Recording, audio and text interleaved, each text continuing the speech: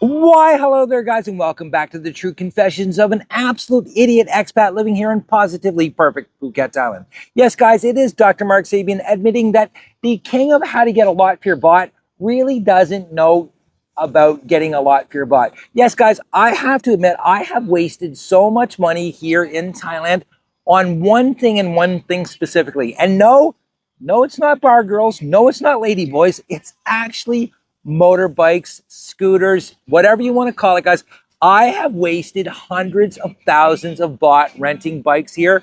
I've owned 3 different bikes, and sadly enough, I've rented probably about 30 different bikes, and I have to admit, my biggest mistake I've made, the number one financial error, has been the fact that I did not buy a bike when I first got here. Instead, like an idiot, and believe me, I am a complete and total idiot, I decided that I would convince myself that I should be renting because I was telling myself that, oh, you're so nomadic, you're transient, you're here, you're there, it's so hard to buy a bike.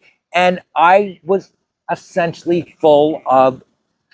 So guys, I'm telling you, if you're coming here to Thailand, the number one thing you need to do, if you're going to be here for more than 3 months, so anybody that's coming on a retirement visa or someone who's coming like me who wants to stay here for a long period of time, buy yourself a bike. Don't be a idiot like I was and toss money away like it's crazy on renting bikes, guys, because I promise you, it's absolutely foolish. So in this video, guys, I have picked 3 bikes that I've narrowed it down to that I want to buy.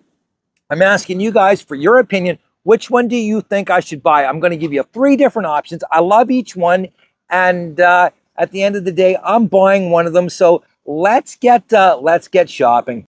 This one was pretty easy to guess. I'm sure everyone was expecting to see a Vespa, and this is the Sprint 150. It's a 2023 with only 7,000 kilometers on it, and the guy has spent over 20,000 baht on original Vespa accessories. He's got the windshield, he's got the crash bars for the back, and he also has the original Vespa top box.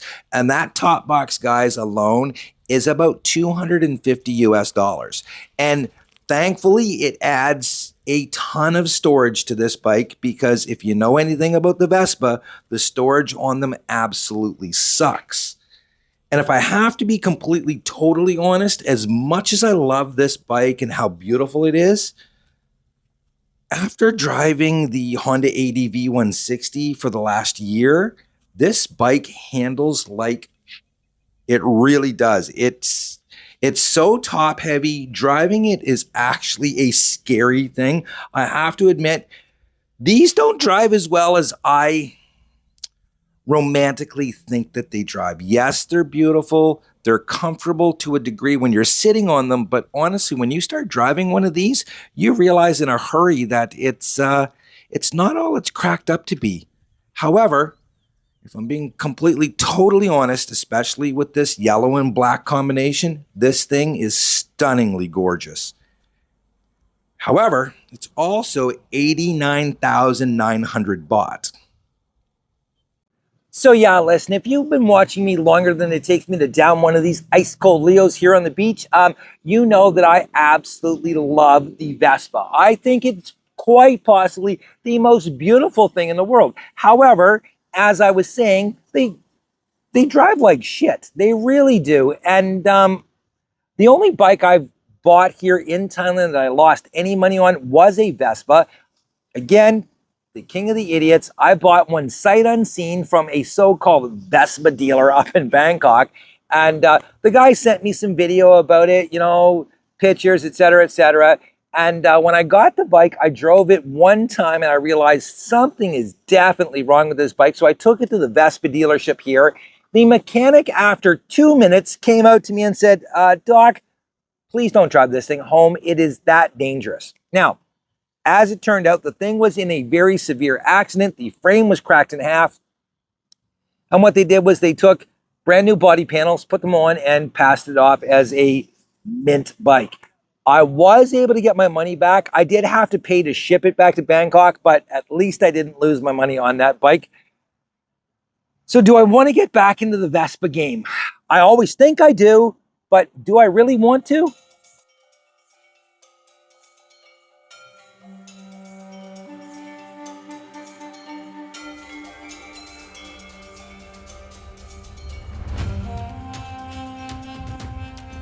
Now, I fully understand that this is a budget video, okay? And it's all about how to get a lot for your butt.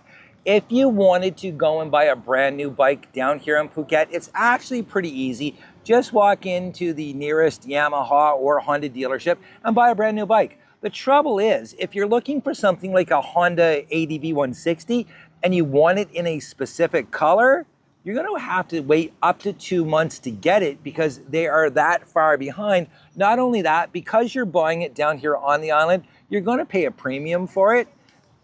That being said, all of the Honda ADVs that are being sold right now on Facebook Marketplace are pretty close to retail for a brand new one because people understand that, yes, you have to wait to get yours and they're not that easy to get. So I know a lot of people are going to like, why you cheap? Are you not just buying a brand new bike? Well, in all honesty, guys, I don't want to deal with the depreciation hit. And hear me out on this, okay? If you're buying a Honda, specifically an ADV or a Forza, you're not going to have that big of a depreciation hit as soon as you buy the bike. But if you're getting a Honda PCX, the value of that bike drops about 20% the minute you put the key and drive it off the lot.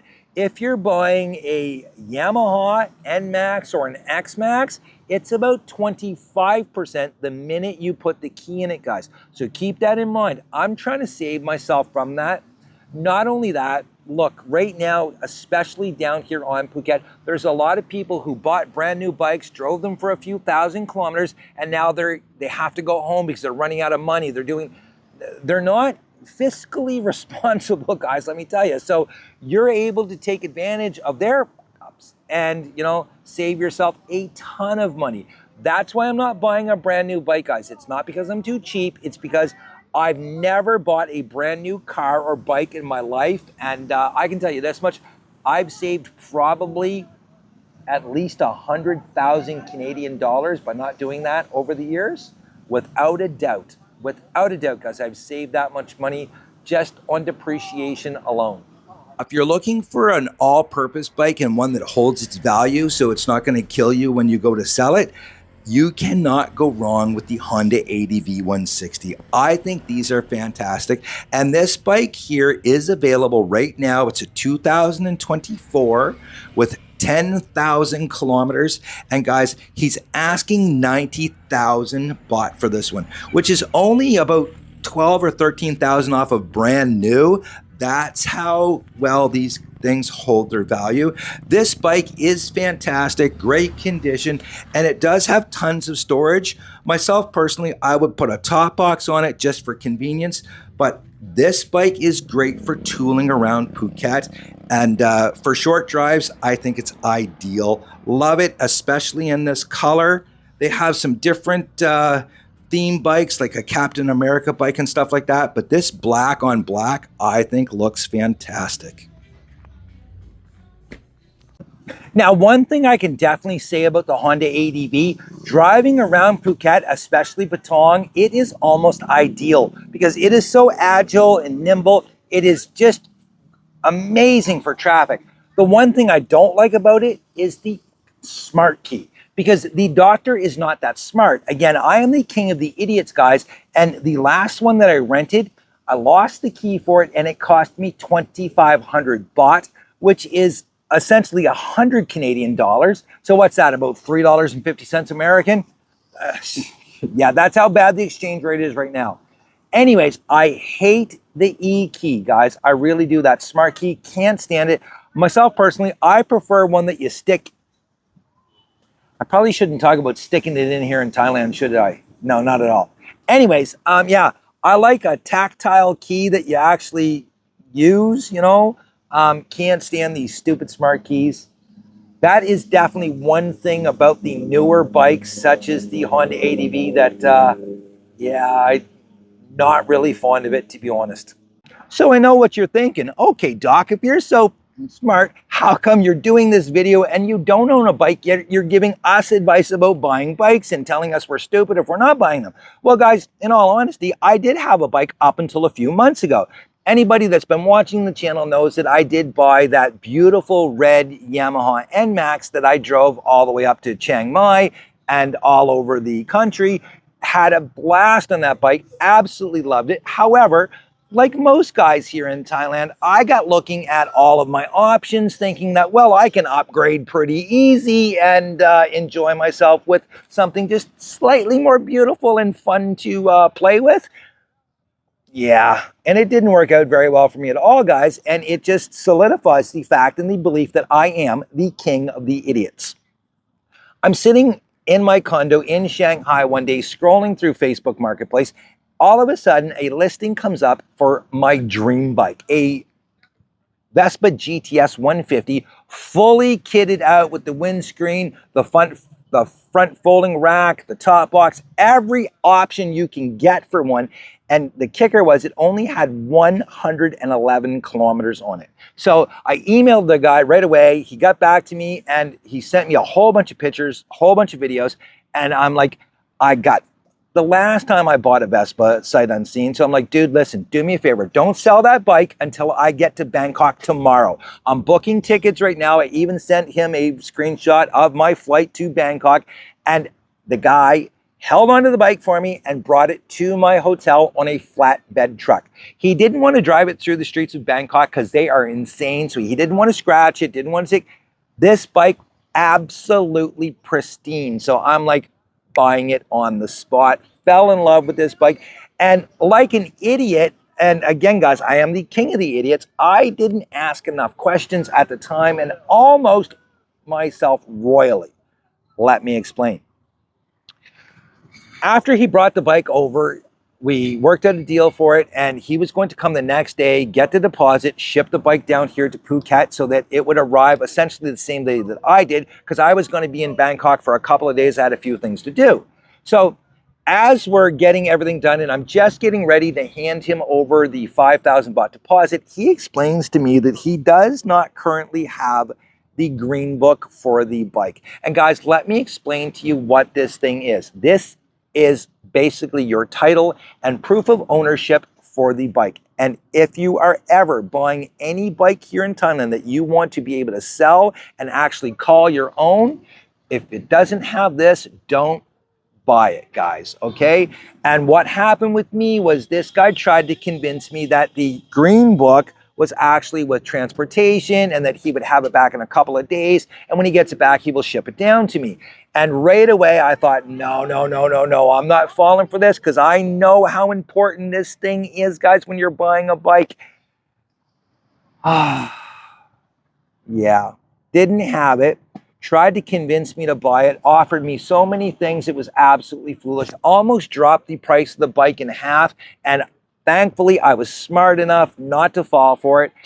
However, that has what put me into this predicament now of not having a bike, because I got so excited the day before, and I was 1,000% sure I was buying this bike, that I took and I posted my NMAX on Facebook Marketplace and wound up getting about 50 or 60 different people reaching out to me wanting to buy the bike.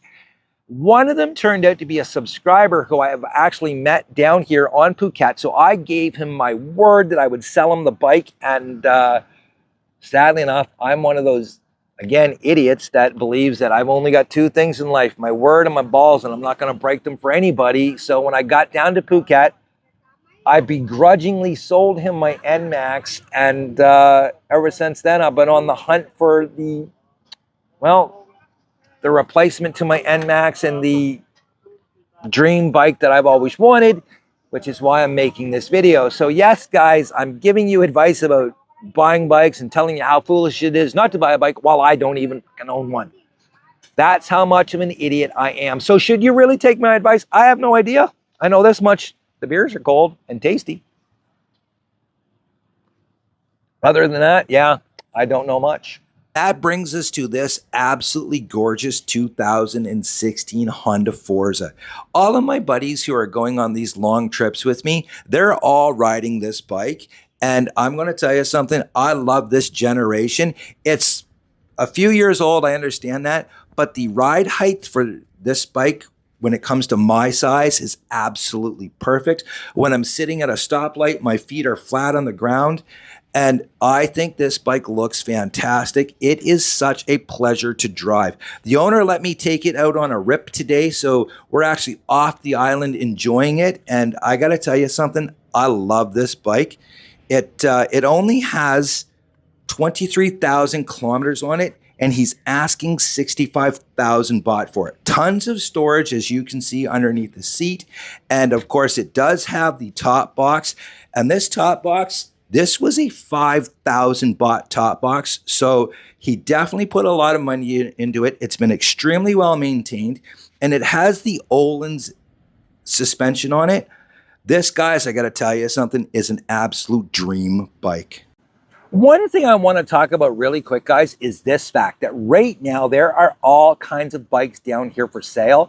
And essentially, if you're looking at, say, a Vespa, okay, and you're interested in getting one like that one, you're looking at right around 80 to 90,000 baht, okay, which I think is a fantastic deal. That's about 23 to 2,600 US dollars. The Honda ADV, yeah, you're going to be right around 2,700 US dollars for one of those in the condition that that one is in. But if you're willing to go back a few years, you can find Honda Forzas like this one. And there's other ones. I looked at this beautiful blue one here. I thought this was a fantastic bike. And I could have had this for less than 2,000 US dollars. Now, the red one that I'm looking at, it is right at that 1,900 US dollar mark. And I think that's a smoking deal. It really is. And you can get all kinds of deals like that down here. You do not have to buy a brand new bike, guys. I'm telling you right now, if you find one that's well maintained, these things will last a lifetime. They truly will, especially if you're going with a Honda. Honda has unbelievable reliability. The Vespas, I'm going to straight up honest with you, the maintenance on them is scary. It truly is. The Honda, the Yamaha, not so much, but I can promise you this much. You're going to be working on the Yamaha a lot more than you ever will a Honda, for sure. So there we go, guys. There are my three options. Starting out with the Vespa. And again, I don't think there's anything quite as beautiful as a Vespa. Listen, right back to the early 1960s models up to today's, I think they are shockingly, stunningly beautiful.